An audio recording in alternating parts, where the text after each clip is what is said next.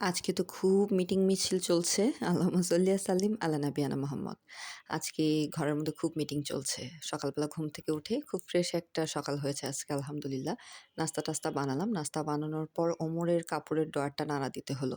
কারণ যেহেতু বাচ্চাদের ২-৩ মাস পর, পরই কাপড় নাড়া দিতে হয়। তা না হলে এই যে এখন যে শীতের দিন, শীতের কাপড়, গরমের কাপড় মিলিয়ে মিশে এক হয়ে গেছে। আর তার মধ্যে কিছু ব্যাপার থাকে না যে কিছু জিনিস ভূতে নিয়ে যায় আবার খুঁজে পাওয়া যায়। এরকমই অনেকগুলো টুপিও পেলাম। তো তারপর চলে আসলাম রান্না করতে। অনেকে জানতে চেয়েছে তাহলে ওরা নানু বাড়ি কেন যাচ্ছে না? হ্যাঁ, নানু বাড়ি তো হচ্ছে গিয়ে প্রত্যেকটা মেয়েরই একটা আরামের, একটা নিশ্চিন্তের জায়গা হচ্ছে গিয়ে মায়ের বাড়ি।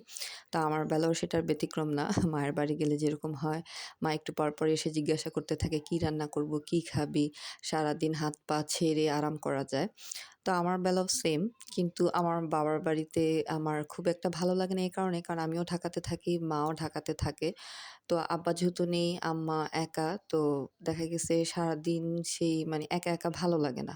ফ্ল্যাটের ভিতরে কোনো চেঞ্জ ফিল হয় না। বেড়াতে আসলে যে একটা হয় না চেঞ্জ ফিল হয়, এরকম হয় না। তো আমি বলব আমার মেয়েগুলা এই বয়সে মাশাআল্লাহ অনেক বেশি পাকা। এই বয়সে আমরা এত কথা গুছায় বলতে পারতাম না।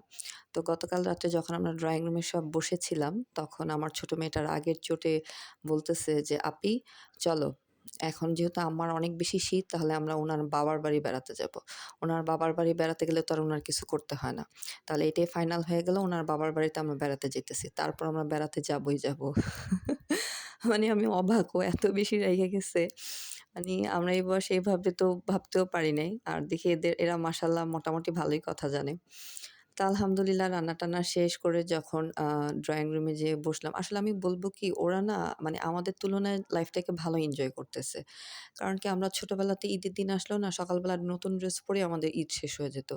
আর ওরা সেখান থেকে যেহেতু বিক্রমপুর যে ঈদ করে ওরা কাজিনরা মিলে অনেক আনন্দ করতে পারে। আমি তো বলি তোদের যদি কখনো বিয়ে হয়ে যায় তোরা বাচ্চাদের কাছে গল্প করতে পারবি যে আমরা ছোটবেলায় ঈদ করছি সেই লেভেলের।